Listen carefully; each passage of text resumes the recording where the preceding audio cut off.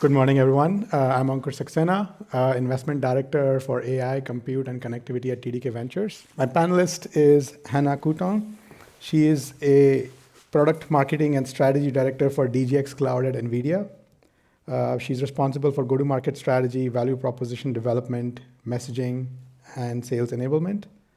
In this role, she works cross-functionally with product, engineering, and global field operations to drive adoption and growth of the DGX Cloud portfolio. Prior to joining NVIDIA, Hannah held several roles at Intel, including leading the cloud-first strategy for the data center business and launching a software venture for industry-specific cloud services. Hannah, if you could come up to the stage. Thank you so much. Thank you for that. So as someone who's been right at the intersection of compute, cloud, and AI transformation, Hannah, it's great to have you join us for this I'm session. excited to be here.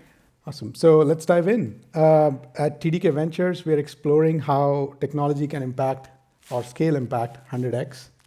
So to kick things off, Hannah, was there a pivotal inflection point in your own journey where you felt that AI infrastructure was not just another technology trend, but it was a force for 100x transformation across industries?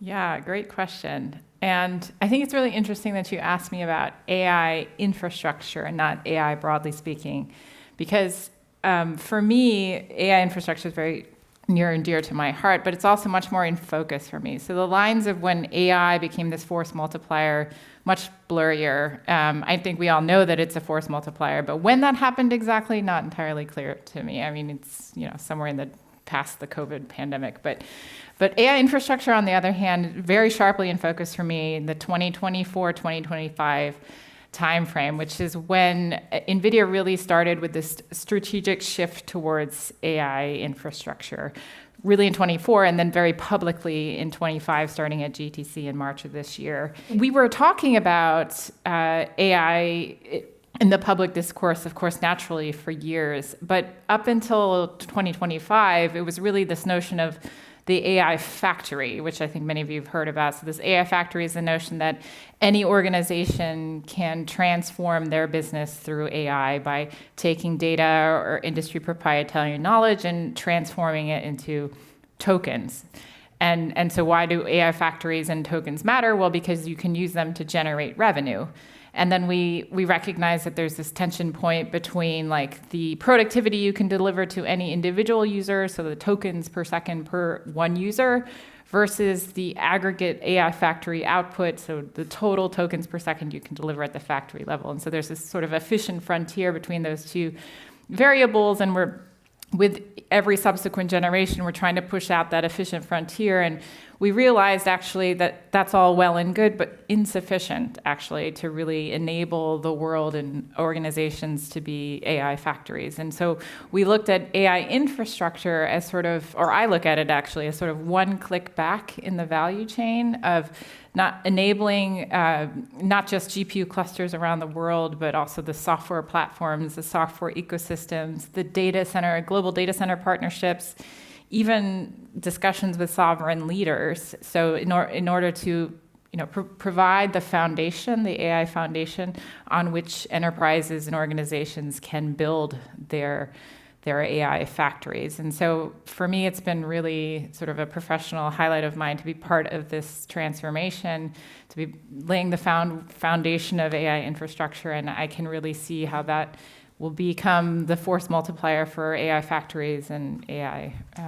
So yeah, that's 2024-25 is really kind of when that came very sharply into focus. That's a powerful story around how AI has been, or AI infrastructure specifically, has been the transformative force. Great. I want to talk more about the evolution of AI infrastructure. So let's dive in. For a long time, performance meant raw compute in the form of more flops and faster chips. But today, the real race is about data movement. How quickly can you transfer data across GPUs, between memory and compute, and so on and so forth. So how do you see compute and interconnect innovation co-evolving over the next few years? And what breakthroughs could completely reset how we think about performance in AI? Yeah, I think about resets in performance, I guess, along 3 buckets. There's a systems level bucket, there's a workload bucket, and I guess there's also like a networking bucket. Maybe I'll break down what I mean but in each of these 3. So at the systems level, you mentioned in your prompt actually that compute used to be, I forgot how you phrased it, but the compute was compute and how the raw flops you delivered, that was an important limiting factor. And it's still important, but I think as we shift towards million GPU scale, so megawatts to gigawatts, you really need to think at the systems level. And this is something, especially within the DJX Cloud team, we think deeply about. So this means that your data center is a computer. And so that means thinking about compute, memory, storage, networking, all from both a scale up and a scale out perspective, and thinking holistically across all of those. So that's the sort of systems level thinking that's sort of pervasive in everything. And so it's not just about, raw flops, but really perf per TCO. Like, how are you really driving like the optimal performance for your total cost? And then secondly, workload. So workload absolutely matters. So, maybe I'll take a detour through talking about like the AI scaling laws, because I feel like that really illustrates how performance scales with workload. And this is a really, really important consideration as we think about what's going to unlock sort of the next phase of performance. So starting with the AI scaling laws, starting with pre-training. So this was like the original law of AI development, which said that your model will, the more you deliver in terms of increasing training data set size or parameter count or computational resources, your model will predictably grow in terms of intelligence and accuracy. And so then there's hundreds of pre-trained models out there, some trained on as many as 20 trillion tokens. So that was sort of the pre-training scaling. And then there's post-training scaling, which is where your model actually effectively goes to school. It learns how to think versus simply serving up memorized answers. And so this is where you adapt and refine your model based on your model weights. And there are a bunch of techniques that exist out there, like fine-tuning with specific data sets, optimization techniques like quantization or instruction fine-tuning, reinforcement learning through human feedback, a bunch of different techniques. And whereas with pre-training, there are hundreds of models, there are tens of thousands of post-trained models, some utilizing up to 20 trillion tokens. And then the third scaling law is around test time scaling or long thinking. And this is where you're actually using the model generates a response to a prompt.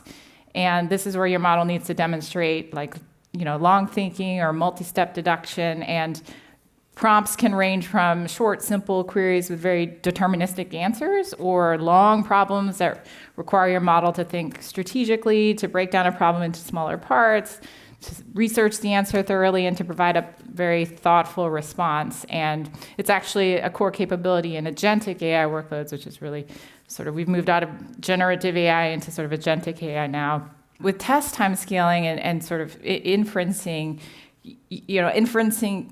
a simple reasoning query could take up to 100,000 tokens. So an average response is probably more on the order of 1,000 or in the order of magnitude of 1,000. But it can, the more difficult the query, the more tokens it generates. So all this to say, in the realm of test time scaling, you want to accommodate as many queries as possible, and you want those queries to be low latency and to be as efficient as possible. And so I mentioned that because what your workload is, whether that's training, fine-tuning, or inferencing, has impacts for how you think about what performance means for you. So that's sort of all within that workload bucket that I mentioned. And then the third category of how I think about like performance breakthroughs and resetting that is on networking. And so networking, I think, will remain sort of a core challenge. And NVIDIA, we're certainly leaning into this challenge as well with some of the groundbreaking innovations on the optical front.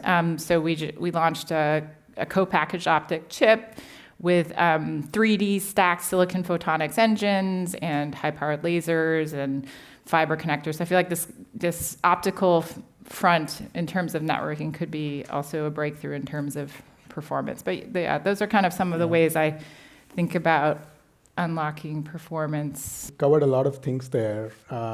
And how I think about this is the 4 Ps of data center that we talked about. Yeah.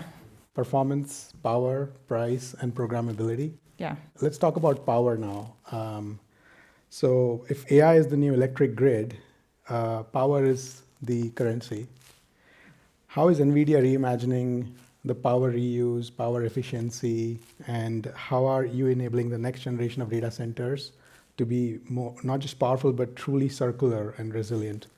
Yeah, great question. Yeah, we're certainly not sitting still on this front. There's a lot that we're doing across community, ecosystem, within our products themselves, and also us as an enterprise, as an organization. So maybe I'll touch on all 3 of those things. So within the community and the ecosystem, we're pretty active. So at Climate Week, which was the end of September, we were engaged there. We collaborated with a number of third parties around some compelling data points, one of which that said, and I think it was the Center for Strategic and International Studies, so CSIS. I would totally check out some of their work.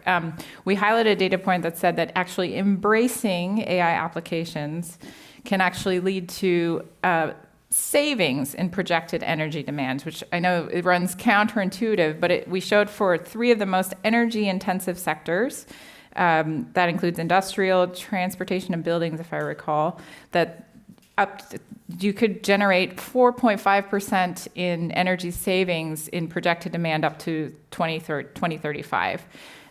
This CSIS, they also commissioned a study on improving the grid through AI, improving efficiency and resilience in particular, so worth checking that out. So there's a lot we do in terms of research and driving compelling third-party data points around how AI can actually be a force for good in terms of efficiency and energy utilization. And then on the product front, 2 things I'd want to highlight. So number 1, in the transition from the Hopper generation to the current Blackwell generation, we showed a 24% improvement in the embodied carbon of our HGX baseboard. So the HGX B200 baseboard relative to the HGX H100 baseboard is 24%, has 24% less embodied carbon. And embodied carbon covers the raw materials, the manufacturing, as well as the assembly. So, certainly trying to make sure that our products embody less carbon over time. And then secondly, we introduced a novel floating point precision with the Blackwell generation called NVFP4. And with lower floating point and precision types, generally what happens is there's a trade-off between the inference performance you can get with the lower precision and the accuracy, meaning it gets more performant, but you lose a little bit in terms of accuracy. But actually with NVFP4, we were able to show that you could actually improve the inference performance, at least with a DeepSeek R1 528 model, I believe. You can drive performance with minimal impact or loss in terms of accuracy. And then on top of that, we were able to show that with the Blackwell generation and this NVFP4, you could drive improved performance per watt, and that led to an almost 50x better joules per token for the Blackwell generation. So in other words, we're making sure that our products are also as energy efficient as possible, especially as we're moving to a world where inferencing is kind of like the new currency in terms of workloads. And then lastly, as an enterprise, we also try to make sure we not just talk the talk, but also walk the walk. So what that means is across all of our offices and data centers that are under NVIDIA operational control, that are 100% powered by renewable energy or carbon-free electricity. So yeah, those are some of the things we're doing. 50x is still not 100x, so still I know, we got a ways to go. some more work to do, but great job. No, this is very impressive. So true to our entrepreneur first ethos, let's pivot the conversation to startups. Many startups today can build an impressive AI prototype, but scaling it in real enterprise settings is a very different challenge. So what are some of the warning signs that you have seen when startups or companies try to scale AI too fast in their enterprise settings? And what lessons could you share with the entrepreneurs in the room? Well, let me first start by saying that DGX Cloud, we have the privilege of actually having acquired several startups. So we acquire not just the technology and integrate that into our product, but also the ethos, the startup, the agility, the sort of innovative thinking. So we always desperately try to hold on to them and not let that merge into the sort of corporate culture. So I feel very fortunate to be among those. And then secondly, we also serve many startups. In fact, the most recent product we launched at Computex and GTC Paris was called DGX Cloud Lepton, and our target audience there are startups. So to your question on, I guess, warning signs or pitfalls when it comes to scaling AI, there's a few that we've observed, and I actually chatted in advance of today, chatted with our customer success team just to get a sense for it. And what's funny is that it's not, I would say that the answers are not very AI specific. They come down to sort of good old infrastructure problems. So number one, small unnoticed bottlenecks. So for example, one customer will go unnamed. They had a major event, and what happened was one of their microservices got overloaded in the process of that big event, and that one microservice then brought down the entire chain. So sometimes something as simple as how are you architecting your service? What are the interdependencies? That seems like, good hygiene, but something that, when there's like a major event can sometimes create these cracks in your architecture. Then there's also regular system components when you'd be surprised, like regular updates to things like Kubernetes or your load balancers, how those simple regular updates or maintenance windows can sometimes take things down. So those are some of the lessons that we heard across our customer success team that often play a role in how you think about scaling AI out. The third thing was that traffic patterns will vary, especially in the age of AI. So microservices can generally scale on the order of sub-seconds, but with LLMs, sometimes loading an LLM or processing an LLM takes minutes. So the traffic pattern often changes. So this is something to consider actually, the more and more you want to embrace or scale AI in your enterprise architecture.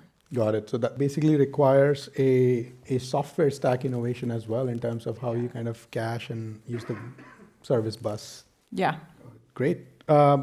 Let's talk about the future of AI infrastructure. So let's fast forward. Crystal ball. Yeah, you have the crystal ball now. So fast forward 5 years, it's 2030. Under the 100x lens, what does a global AI infrastructure fabric look like? Is it centralized, decentralized? Is it modular, or something we have not even imagined yet? Yeah, oh boy. Let's see. So a funny story. I was talking to someone about planning for GTC 26, which is in March, which is sort of our big event. And 6 months in NVIDIA time, someone was like, well, the world is going to change twice before then. So why bother thinking about it now? And so 2030 feels like, gosh, like eons away. But I'd say, I don't know, I guess I'm going to cop out and say it's going to be a little bit of all three things: centralized, decentralized, modular. I'm not sure that the pendulum is going to swing strongly towards one of the three. I mean, you could argue, depending on the use case, decentralized, if it's an edge use case, decentralized model makes a lot of sense. But then from the perspective of, again, if we're shifting to million GPU scale, there are not a lot of players in the world who are going to be able to afford and power and maintain million GPU scale. And so there's going to be some aspect that is centralized, I believe. And then, modularity, I think, as a design paradigm makes a lot of sense as well. So I just can see how all three of those might coexist in some way, shape, or form. Yeah. Got it. But I'd love to debate anybody on this if people have strong opinions. I have a different point of view. I think decentralized will probably be the way. Okay, please. Given that we'll be powering edge way more smartly than the cloud era edge was powered, I think. Okay. So we'll probably have Internet of Agents, right? I think the decentralized AI will probably take over centralized AI. I can see that. I mean, we're in this sort of agentic AI, the knee of the curve that crosses with edge. Yeah, I can see that. Great. So another question for startups. For startups playing in AI infrastructure, what are some of the white spaces or asymmetric opportunities to go after? Yeah, I saw a really interesting two things on this. I saw an interesting report from A16Z on like sort of the underappreciated area of like user retention when it comes to AI, and I feel like that's kind of an area in white space to explore. The second is, and I was chatting about this with someone, if you look at the S curve of adoption, like the innovator and the fast followers, that comprises like, I think, 16% of total users. Like, meaning those of us in this room, those of us in Silicon Valley, where we are immersed in AI, like, if we left our little bubble, we'd meet the rest of the world who doesn't think about AI and how it's going to transform their lives at all. And like, if someone tackles that problem, meaning like, how do we more broadly educate the world on the promise of AI and what it can do for you versus like that it's scary and it's going to take our jobs, all the value that that could unlock. So that's a huge, in my opinion, white space that I don't think any of us are, or maybe some of us are, but certainly I'm not working on it. But I think someone should be. And yeah, I think actually addressing the concerns that most people, the general public, has around impact of AI, around loss of jobs and all that, that's also going to be helpful, right? Yeah. Great. So let's do a quick lightning round before I open it up for the audience questions. Okay. So fast forward 5 more years, it's 2035. Oh my God. Because 2030 was not good enough. God, 10 years from now, dear Lord. So 10 years from now, the world's most valuable substrate for AI will not be compute. It will not be data. What will it be? I might have to fight you on that. I think compute and data will still be important substrates. Like, granted, I've obviously worked for NVIDIA, so I might be a little biased there, but I just can't imagine that compute isn't an important substrate. But, I mean, we just talked about it, like power, like if we're going to this tremendous scale of future, I can't see how power isn't an important substrate in the future. Or some abstraction of those 3 or more, right? I think that's, I can see how some software abstraction might, bring those things together and become an important substrate in and of itself. Awesome. So yeah, we have 5 more minutes left. I'll open it up for audience Q&A. So if you have any questions, please raise your hand. We'll get a mic to you. Thank you. My name is Alan Harris. I'm an operating partner with Climate Investment. Thank you for a great panel. I have a question with respect to this white space you spoke toward the end about the outside world of Silicon Valley, and how do a lot of companies are working on AI personal devices, and how the future could look like, both from an infrastructure point of view, but also from a radiation out point of view of all these AI devices that are going to come on the market real soon now. And what I mean by AI devices is, maybe an analogy would be the mobile phone 25 years ago that really revolutionized, communication and texting and messaging and so on. Oh, so you're asking, do we see another type of device on the horizon that could change? Very, very personalized. Everybody would have their own AI access. That's an interesting question. I have a hard time believing, given how much we are all so tethered to our phones, that something will displace that. I think rather than a new device being introduced, I think AI will just become more infused throughout the device we have. I personally can't think of buying a second device when I already have the one. So, and I'm sure Apple would feel very strongly about that. So, I don't know. Do you have an opinion on that? I think it's a good segue into the next panel, but we still have 2 more minutes on robotics. I think companion robots or some sort of smart devices like that. But let's get to another question for this fireside chat. Thanks for the nice discussion. I have a question about the analog AI processor. What role do you think they could play? I mean, NVIDIA is heavily involved in the digital part of it. Do you see any role that those could play in the data center, or they're just going to be edge applications? I am really not super familiar with the analog space, so I will just admit openly my ignorance on that front. But honestly, for as advanced as AI is making us, it's also creating, I think, this like reverse effect in things like, because, for example, like AI is sort of taking a lot of jobs, but it's also creating a lot of jobs in like traditional trade spaces, right? So in the spirit of that, I wonder if the same sort of effect might happen in analog, where there's tremendous digitization through AI, and does that create this like backlash in analog space potentially? I just, again, because I'm not very smart on the analog space, I couldn't really tell you how or what, but like from a dynamic perspective, that sort of notion of balance seems to make sense. Thank you for the talk. I'm Norman from UMC Capital. My question is, what's your definition of real-time AI? Like people talk about physical AI, but there's like real-time compute.